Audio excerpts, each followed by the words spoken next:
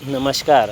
आज आपण अतिशय महत्त्वाच्या पतसंस्था गुंतवणूक या विषयावर बोलणार आहोत. आणि मांडोगण फराटा या गावामध्ये सध्या पतसंस्थांचा खूप काही सुळसुळाट झालेला असून इतर जिल्ह्यातील तसेच काही पतसंस्थांचे मोठ्या प्रमाणातील रकमांचे घोटाळेही करण्यात आलेले आहेत. तसेच या पतसंस्थांनी आपले जाळे मात्र इतर शेजारच्या आसपासच्या गावातही आपला विस्तार हा केलेला असून या माध्यमातून जास्त व्याजाचं आमिष देऊन या पतसंस्था कशा प्रकारे गंडा घालतात त्याबद्दल आपण एक जागृती करत असतो. आणि जागृती करत असताना मात्र आपण करायचीच नाही का असाही प्रश्न त्यावेळेस काही समाजातील या पतसंस्थांचे दलाल एजंट असतात. यांना हे अवघड जातं की असणाऱ्या पतसंस्थांपैकी काही पतसंस्थांनी आपला घाशा गुंडाळला, गंडा घातला, कोट्यवधी रुपयाची असंख्य गुंतवणूकदारांची फसवणूक केल्यानंतर व त्या ठेवी देऊ शकत नसतील, अवसानात गेलेले असतील, तर या भागातील काही जे पतसंस्थांशी त्यांचे संबंध आहेत अशांना मात्र जाळ लागतो. जाळ. अरे या गोरगरिबांचा, वयोवृद्ध लोकांचा कष्टाचा पैसा आहे, तुमचं काय जातं त्याच्यामध्ये. जर अशी एखादी आपण बातमी टाकली, पोस्ट टाकली, तर ह्या काही ठराविक लोकांना ज्यांना काही टक्केवारी मिळत असेल, काही प्रकरणं मंजूर करत असताना पगार मिळत असेल त्यांना, अशा लोकांना मात्र अशा पोस्टचं वावडं पडतं आणि त्यांचं नुकसान होतं. नुकसान होणं साहजिकच आहे. असणाऱ्या पतसंस्थांपैकी 2 पतसंस्था ह्या शूटर खाली करून लोकांचे पैसे देऊ शकत नसतील, तर इतर असणाऱ्या पतसंस्थांमध्ये त्यांचे 4-4 खाते असणारे लोक 4ही पतसंस्थांमध्ये किंवा असणाऱ्या सर्व पतसंस्थांमध्ये आपले खाते खोलून पतसंस्था ह्यामध्ये पैसे जर गुंतवत असतील गुंतवणूकदार, तर 2 पतसंस्थांनी 4पैकी जर फसवणूक केली तर त्या 2 पतसंस्थांमध्ये पैसे मागायला हे लोक जाणार.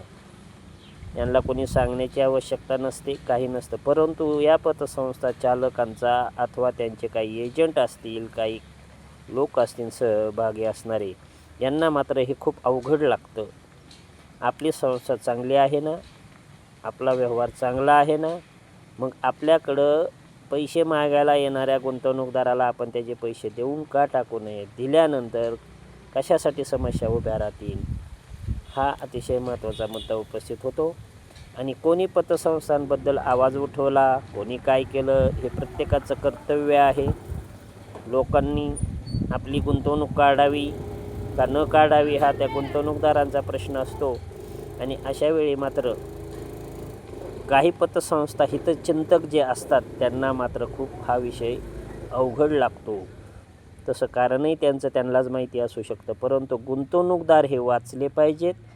हे सामाजिकदृष्ट्या आपलं कर्तव्य नाही का हा प्रश्न पडतो. आणि त्यावेळी मात्र अशा गुंतवणूकदारांना वाचवणं हे आपलं काम असतं. आणि अशावेळी जर आपण जागृती नाही केली तर राहिलेलेही फसू शकतात. हे उद्दिष्ट सामाजिकदृष्ट्या आपलं आहे. आणि आपण 2 वर्षापासून पतसंस्थांची फसवणूक, पतसंस्थांमध्ये पैसे ठेवताना खरंच आपण पाहतो का? गुगल सर्च करा, त्या संस्थांची खात्री करा. आपण खात्री करत आहोतच असं सिद्ध होऊ शकत नाही. आपण खात्री न करता त्यांच्यावरती विश्वासाने डोळे झाकून आपण आपली गुंतवणूक करतो. परंतु पुढे काय होतं की तीच गुंतवणूक आपली या पतसंस्था चालकांनी चुकीचे कर्ज वाटप करणं अथवा त्यांनी काही गोड बंगाल करून गुंतवणुकीमध्ये अपहार करणं, अशा अनेक नामांकित 100-125 वर्षाच्या आज बँका, पतसंस्थासुद्धा सर्वसामान्यांच्या ठेवीवर डल्ला मारून गंडा घालत आहेत. आणि हे नाकारता येऊ शकत नाही. त्यामुळे गुंतवणूकदारांनी आपली गुंतवणूक ही पतसंस्थांमध्ये ठेवायची की काढायची हा प्रश्न त्यांचा आहे. जे काढतात ते वाचतात, ते समक्ष भेटून सांगतात, तुम्ही तो व्हिडिओ टाकला, तुम्ही जागृती केली, त्याच्यामुळं आम्ही आमचे पैसे त्वरित काढले आणि आम्ही या होणाऱ्या फसवणुकीपासून खरंच वाचलो. परंतु आमचा मित्र गुंतला, आमचा पाहुणा गुंतला, त्यांना आम्ही सांगत होतो परंतु त्यांनी ऐकलं नाही. आणि ते आज मात्र रडत बसले आहेत, चुरमुऱ्याचे लाडू खात आहेत आणि ते खरंच गंडवले गेले हो. जास्त आमिष आणि जास्त लालूच ही कधीही माणसाला घातकच असते, याचा विचार करा. आणि आपली खरंच रक्कम पतसंस्थेमध्ये चालू असो अथवा बंद असो, कोण कधी गाशा गुंडळण्याची गॅरंटी कोणीही देऊ शकत नाही. त्याच्यामुळे आपली रक्कम आहे, आपली गुंतवणूक आहे, काढायची न काढायची आपण ठरवा. परंतु जेणेकरून काढाल तर वाचाल, न काढाल तर फसाल, हे मात्र नक्की. आमचा कोणत्याही चालू असणाऱ्या पतसंस्थांबाबत हा चुकीचा संदेश पाठवणं हा हेतू नसून संबंधित चालू असणाऱ्या पतसंस्थांनी या विषयाकडे लक्ष देण्याऐवजी आपण आपल्याकडे मागायला येणाऱ्या गुंतवणूकदाराचे पैसे देण्यामध्ये तेवढा वेळ घालवावा. आमचा चालू असणाऱ्या पतसंस्थांची बदनामी करणं हा आमचा कोणताही हेतू नाही. परंतु ज्याची ठेव आहे तो चालू असणाऱ्या पतसंस्थेतही मागायला जाऊ शकतो अथवा बंद असणाऱ्यामध्ये जाऊ शकतो.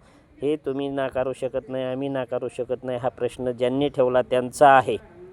त्यामुळे पतसंस्था चालकांनी ह्याचं नाव घ्या, त्याचं नाव घ्या, नाव घेणं कोणालाही बंधनकारक नसतं. जागृती करत असताना जे अतिशय महत्त्वाचं आहे, ज्यांच्यासाठी आहे त्यांना ते पटतं, ते करतात. ज्यांना ठेवायची ते ठेवतात. बस आज आपण या व्हिडिओमध्ये एवढंच. सावध राहा, काळजी घ्या. आपली गुंतवणूक कष्टाची गुंतवणूक जास्त लालचेपोटी व्याजापोटी जर आपण कोणत्या पतसंस्थेत करत असाल तर ती तात्काळ काढून घ्या. कोणत्याही पतसंस्थेची आपण खात्री देऊ शकत नाही, कोण कधी जाईन. फरक एवढाच, काल काय गेले, काही त्यापूर्वी गेले आणि काही भविष्यात जाऊ शकतात, हे कोणी नाकारू शकत नाही. अशा पतसंस्थांबाबत कोणीही काही विश्वासाने सांगू शकत नाही, जाऊ शकत नाही, हे मात्र नक्की.